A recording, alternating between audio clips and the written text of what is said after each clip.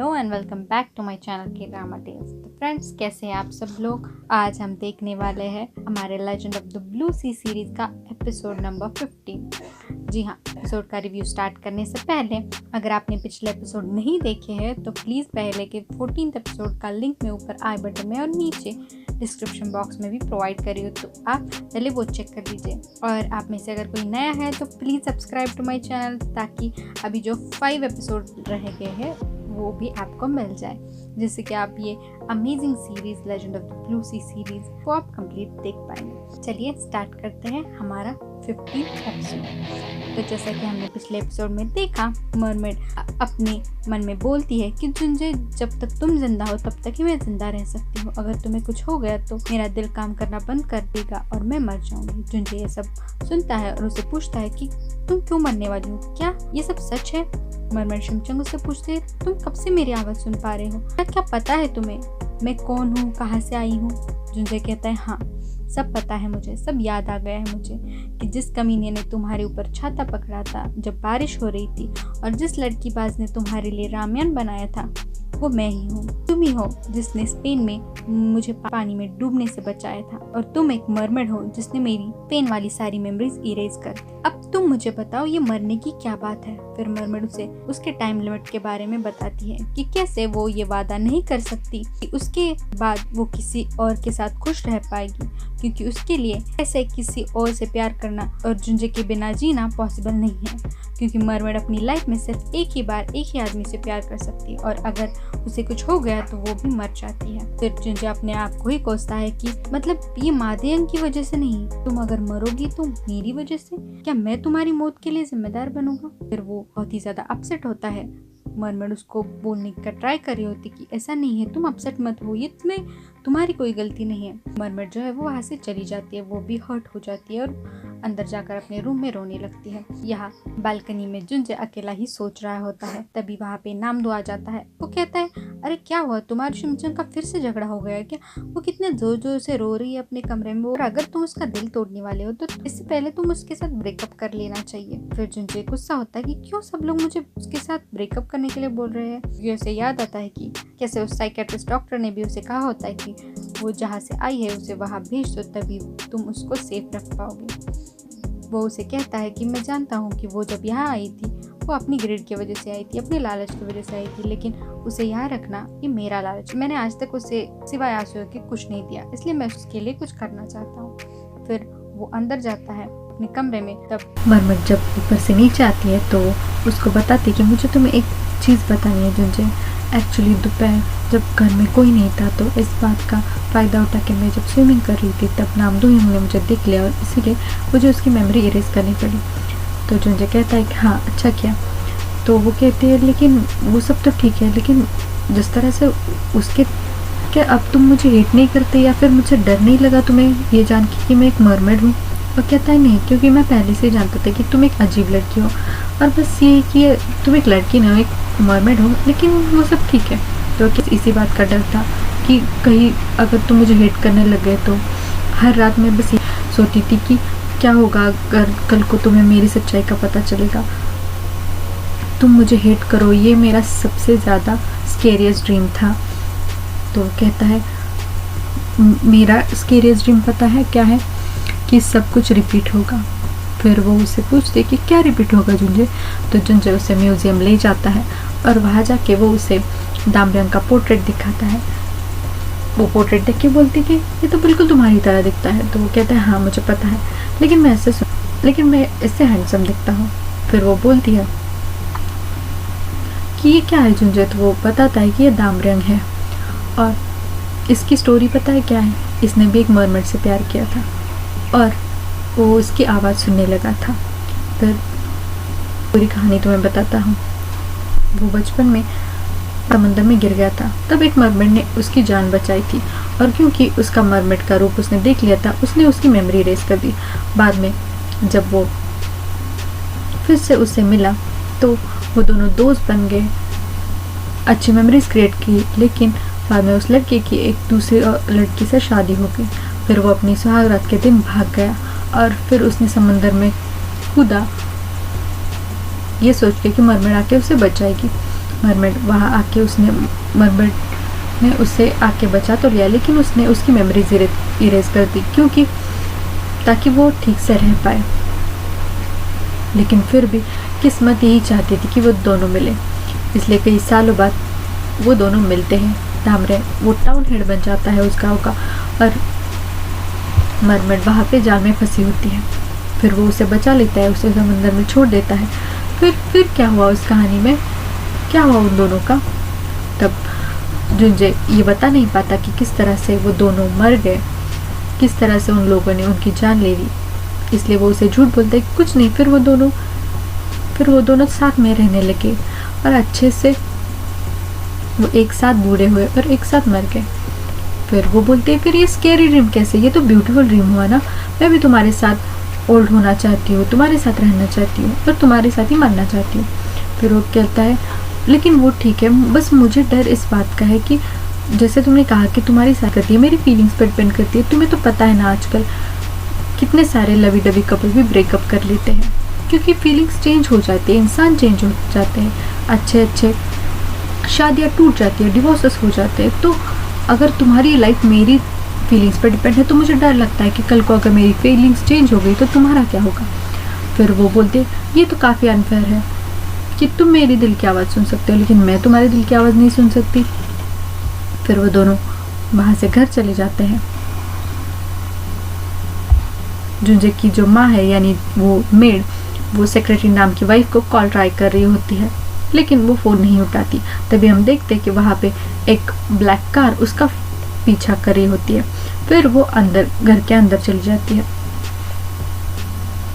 फिर शाम को हम देखते हैं कि मरमेड जुंजे को बोलती है कि आई नो तुम प्रेशर फील कर रहे हो, ये सोच के कि मेरी पूरी लाइफ तुम्हारी फीलिंग्स पे डिपेंड है, तो मैं बस तुम्हारे दिल से वो कल का दिन इरेज कर सकती हूँ अगर तुम चाहो तो, जिससे कि तुम्हें प्रेशर फील ना हो। क्योंकि जब से तुम्हें पता चला कि मैं तुम्हारी फीलिंग्स पे मेरी लाइफ डिपेंड करती है, तुम बहुत ही ज़्यादा अजीब बिहेव करने लगे हो।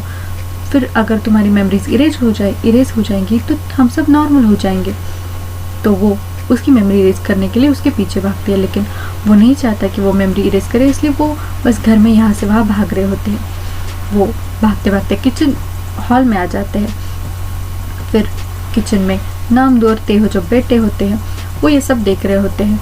वो चाइल्डिशली पकड़म पकड़ाई खेल रहे होते हैं, ऐसा लग रहा होता है कि वो पकड़म पकड़ाई खेल रहे हैं। लेकिन तेहो जो, क्योंकि तेहो भी मरमेड शिमचम को पसंद करता है, उसे थोड़ा बुरा लगता है, इसलिए वो वहाँ से चला जाता है। फिर वो दोनों कमरे में आते हैं। तब जुंजे उसको बोलता है कि मैं सब सुन चुका हूँ, तुम मेरे बारे में क्या बोलती हो, कि अगर मुझे पता होता सोल इतना लंबा है तो मैं यहाँ क्यों आती, इसको क्या लगता है कि ये दुनिया का अकेला हैंडसम इंसान है, मुझे पता है सब। तो मरमर बोलती अरे उस वक्त तो मैं गुस्सा थी ना, इसलिए मैंने बोला था। ऐसा करते हैं 2 दिन की मेमोरीज इरेज करते हैं। वो बोलता है बिल्कुल नहीं। फिर वो बोलती है कि ठीक है मैं कुछ नहीं करूँगी। वो बोलता है पक्का, तो ठीक है तुम यहाँ आके सो जाओ। फिर वो दोनों प्यार से सो जाते हैं। अगले दिन सुबह पता चलता है कि जो गाड़ी उस मेड को फॉलो कर रही थी वो जुंजे की सौतेली माँ की होती है, और उसका ड्राइवर उसे बताता है कि वो मेड जिंजू के घर में काम कर रही है। फिर उसकी सौतेली माँ जिंजू को मिलने के बहाने से उसके घर में जाती है। फिर जिंजू अपनी मेड को बोलती है कि 2 कॉफ़ी लाने के लिए। फिर जब मेड वो कॉफ़ी लेके आती है तो वो उस कांगजियोन यानी कि उसकी सौतन को वहाँ पे देखती है। तो वो बोलती है मैंने सुना कि आप काम छोड़ के जाने वाली है, तो क्यों ना आप मेरे घर पे आके काम कर लीजिए। तब वो मेड यानी जुंजे की माँ उसे बोलती है ओ अच्छा, क्या ये सब, ओ अच्छा तो ठीक है, तो तुम अपना मास्टर बेडरूम नहीं लेकिन किचन दे सकती हो मुझे। ये सुनकर जुंजू शॉक हो जाती है। वो अचानक से उठती है और वो उसको बोलती है ये आप क्या कह रही है। वो बोलती है कि आपने मुझे एक कहानी बताई थी ना कि एक कमीनी औरत ने अपने ही फ्रेंड का पति छीन लिया, उसे घर से बाहर निकाल दिया, और आपको ये नहीं पता कि उसकी ओरिजिनल वाइफ कहाँ पे है। मैं हूँ उसकी ओरिजिनल वाइफ जिसे घर से बाहर निकाल दिया गया, और ये वो कमीनी औरत है। ये सुनने के बाद जिंजू बहुत ही ज़्यादा शॉक हो जाती है कि ये क्या हो रहा है। फिर वो वहाँ से जाने की कोशिश करती है। तब मेड कहती है कि आज तक मैं चुप थी ये सोच के कि मेरे जुंजे को कहीं कोई परेशानी ना हो, लेकिन अब जब जुंजे नहीं है तो मैं बिल्कुल चुप नहीं बैठूंगी और तुम्हें तुम्हारी औकात में दिखा कर ही रहूंगी। फिर ये सब इंसल्ट सुनने के बाद वो सौतेली माँ वहाँ से चली जाती है। फिर जुंजू अंदर आके अपनी फ्रेंड्स को फ़ोन करके वो सारी गॉसिप बता रही होती है कि उसके घर में क्या हुआ। यहाँ नेक्स्ट सीन में हम देखते हैं कि नामदू, जुंजे और सब डिटेक्टिव कांगजियोन के बारे में डिस्कस कर रहे होते हैं कि आखिर ये कांगजियोन है कौन। तब नामदू उन्हें बताता है कि मैंने उसकी फैमिली हिस्ट्री निकाली तो मुझे पता चला कि वो एक ऑर्फन है, और आश्चर्य की बात यह है कि उसके जो फैमिली मेम्बर्स थे जिन्होंने उसे अडॉप्ट किया वो भी पता नहीं कहाँ है, सब अचानक से गायब हो गए। फिर पुलिस बता दे कि हाँ उसकी 2 बार शादी हो चुकी है और उसके दोनों पति भी मर चुके। फिर वो सब बोलते हैं कि इतनी डेंजरस औरत है। नामदू बोलता है कि एक और अजीब बात मैंने नोटिस की कि जब मैंने उसकी फैमिली हिस्ट्री निकाली तो वो जिस स्कूल में जाती थी ना, वो स्कूल बिल्कुल वही स्कूल है जिसमें जुंजे तुम्हारी माँ पढ़ती थी, क्योंकि तुमने जब मुझे तुम्हारी माँ के बारे में फाइंड आउट करने के लिए बोला था तो मैंने उसकी रिसर्च में मुझे पता चला था कि उसका हाई स्कूल कौन सा है और शायद ये तुम्हारी माँ की क्लासमेट हो सकती है। यहाँ नेक्स्ट सीन में हम देखते हैं कि जिंजू उसकी मेड यानी जुंजे की रियल मॉम को बोलती है कि मैं आपकी साइड में हूँ, आपको मैं वापस आपकी जगह पहुंचाने में आपकी पूरी मदद करूंगी, आप मुझे अपनी छोटी बहन समझिए। हम दोनों एक साथ मिलके उस कांगसोई को मजा चखाएंगे। वो फिर अंदर जाके चासिया को बताती है कि चासिया तुम्हें पता था ना कि इसकी सच्चाई, इसीलिए तो तुम 2 दिन से उसके साथ, हमारी मेड के साथ बहुत ही अच्छा बिहेव कर रही थी।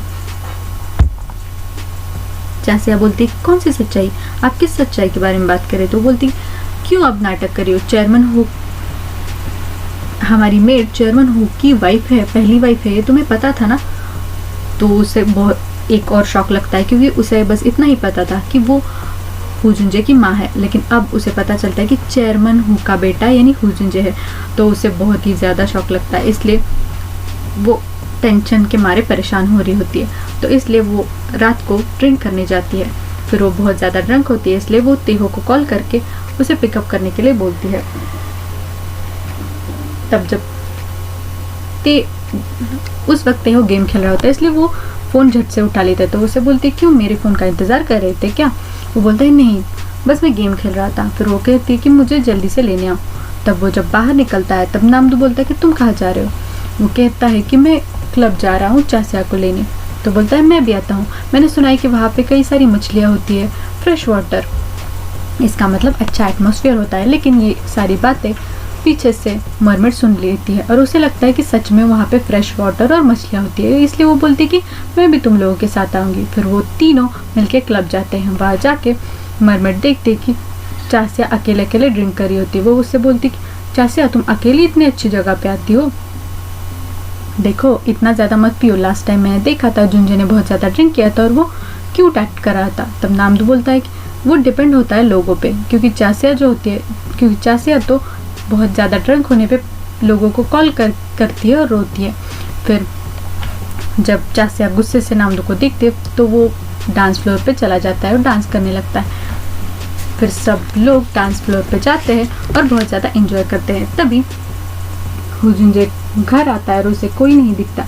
तो वो नामदू को कॉल ट्राई करता है। तो नामदू बोलता है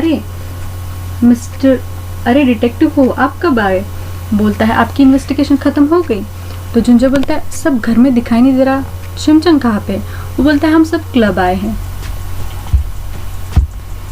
शिमचंग को भी साथ लेके आए हो, उसको चक्कर आ जाएगा। वो बोलता है नहीं, वो तो बहुत ही ज़्यादा एंजॉय कर रही है।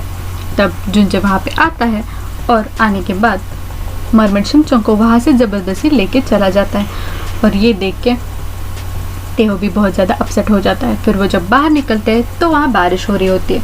तब मरमेड शिमचंग जुंजे को बोलती है कि ये एक चीज़ है जो हम दोनों साथ में ही कर सकते, बारिश में एंजॉय करना। फिर वो कहता है कि ऐसा कोई चीज़ नहीं है जो मैं तुम्हारे साथ एंजॉय नहीं करूँगा। फिर वो जाता है और एक छाता और बड़े शूज़ लेके आता है जिससे कि बड़े शूज़ लेके आता है जो कि घुटने तक होते हैं, जिससे कि उसके पाँव गीले नहीं होते। तो वो दोनों बारिश में एक साथ घर चले जाते हैं। अगली सुबह मरमड यूना यानी वो छोटी बच्ची को कन्वीनियंस स्टोर में मिलती है। तभी वहाँ पे वो बेगर फ्रेंड भी आ जाती है। वो उसे बोलती है कि कल मैं अपनी बर्थडे पार्टी देने वाली हूँ। तो वो कहते हैं कल आपका बर्थडे है? वो कहते नहीं, क्योंकि मुझे पता नहीं है कि मेरा बर्थडे कब होता है, इसलिए मैंने सोचा कि क्यों ना कल ही मनाया जाए। कल कौन सी डेट है? तो यूना बोलती है कि 5 जनवरी है। तो बोलती है हाँ ठीक है, तो कल मेरे घर पे पहुंच जाना मेरी बर्थडे पार्टी सेलिब्रेट करने के लिए। बेगर फ्रेंड बोलती है मैं कभी किसी के घर जाती नहीं, लेकिन क्योंकि ये तुम्हारा बर्थडे है तो मैं ज़रूर आऊँगी। फिर रात को जुंजे की माँ फिर से सेक्रेटरी नाम की वाइफ को कॉल करती है। उसे जुंजे के बारे में पूछती है तो वो बताती है कि सॉरी, मुझे माफ़ कर दीजिए, मुझे पता था कि वो जुंजे भाग गया, लेकिन मैं आपको ये बात कैसे बताती, आप बेवजह परेशान हो जाती, इसलिए मुझे आपसे ये बात छुपानी पड़ी। तो बोलते कि आपको जुंजे के बारे में कुछ पता है? तो सेक्रेटरी नाम की वाइफ बोलती है हाँ, क्योंकि अभी मेरे पति का एक्सीडेंट हुआ है और वो हॉस्पिटलाइज्ड है, तो जुंजे हमेशा उनसे मिलने आता है, तो मैं जानती हूँ वो बहुत ही अच्छा है और ठीक है अभी। तो कहती है क्या?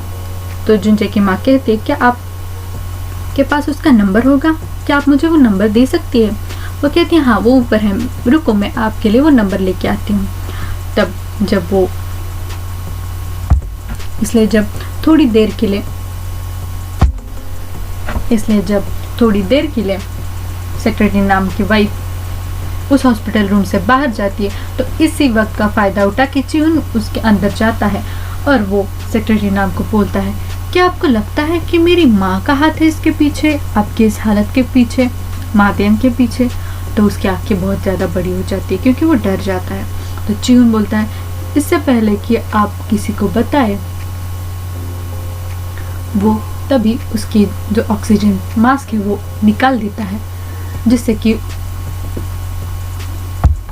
तभी मादेयंग वहाँ आके उसे वहाँ से ले जाता है। वो उसे बोलता है पागल हो गए तुम्हें इतना भी पता नहीं है कि जब ऐसे ऑक्सीजन मास्क निकालते हैं तो अलार्म बज जाता है और सब डॉक्टर्स और नर्स अलर्ट हो जाते हैं। तुम्हें कहाँ है ना, अपना दिमाग ज़्यादा मत चलाओ, तुम्हारी माँ सब कर रही है तुम्हारे लिए मैनेज, तुम्हें एफर्ट्स लेने की कोई ज़रूरत नहीं है। तो पूछता है तुम कौन हो, क्या तुम वो मादेयंग हो? वो बोलता है हाँ मैं वही हूँ, लेकिन तुम आगे से अपना दिमाग मत चलाओ और हमें अपना काम करने दो। फिर जब सेक्रेटरी नाम की वाइफ ऊपर आती है तो वो सब हड़बड़ाहट और हल्ला सुन के उसे एक आइडिया आ जाता है कि शायद उसके पति को कुछ हो गया। वो अंदर जाती है तो देखती है कि उसकी सांसें बंद हो रही होती है, सारे डॉक्टर्स और नर्सेस उसको ऑपरेट करने का ट्राई कर रहे होते, तो उसे कुछ समझ में नहीं आता और वो रोने लगती है।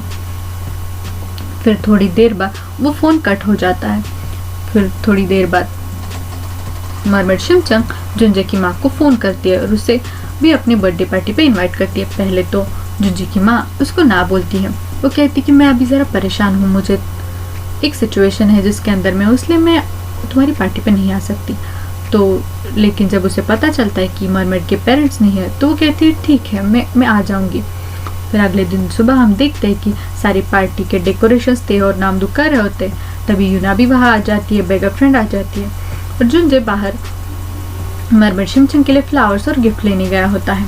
तभी शिमचंग बाहर आके जुंजे की माँ को पिकअप करने जाती है। तभी जुंजे भी रोड के दूसरी साइड पे होता है।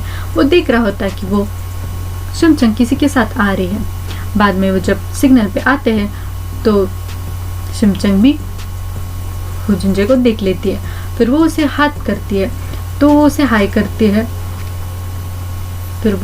करती है और वो जोर से उसका नाम लेते हुजुंजे मैं यहाँ हूँ। तो जब उसकी माँ जुंजे की माँ जब हुजुंजे ये नाम सुनती है तो पूछते कि क्या नाम बताया तुमने हुजुंजे? वो कहते कि मेरी भी बेटी का नाम हुजुंजे था। तो उसकी आंखों में आंसू आते। तो वो मरमड से पूछते क्या हरक्यूलिस लाइट हाउस, वो उसे स्पेन वाली स्टोरी बताती कि कैसे हुजुंजे की माँ ने उसे बताया होता है कि हुजुंजे जब छोटा था वो बहुत क्यूट था और 10 कदम भी जब चलता था तो लोग उसे उठा के गोद में लेते। तो उसे याद आता है कि ये स्टोरी तो वही है। फिर वो उसे हरक्यूलिस की स्टोरी बताती है कि यहाँ से जो लोग जुदा होते हैं वो एक ना एक दिन ज़रूर मिलते हैं। तब शिनचैन को पता चल जाता है कि यही जुंजे की माँ है। तो वो अपने मन में बोलती है कि जुंजे कॉन्ग्रेचुलेशंस, तुम आज अपनी माँ से मिलोगे। वो स्पेन वाली हरक्यूलिस लाइट हाउस की स्टोरी सच है। तो जुंजे जो रोड के उस साइड पे खड़ा होता है वो सब सुन लेता है और उससे पता चलता है कि वो उसकी माँ है। और तभी हमारा 15th एपिसोड यहीं पे ख़त्म हो जाता है। अब अगले एपिसोड में क्या होगा जब जुंजे को पता चलेगा कि ये उसकी माँ है, अब आगे इस कहानी में क्या होगा जानने के लिए बने रहिए मेरे साथ मेरे चैनल के ड्रामा टेल्स पे। तब तक स्टे सेफ, टेक केयर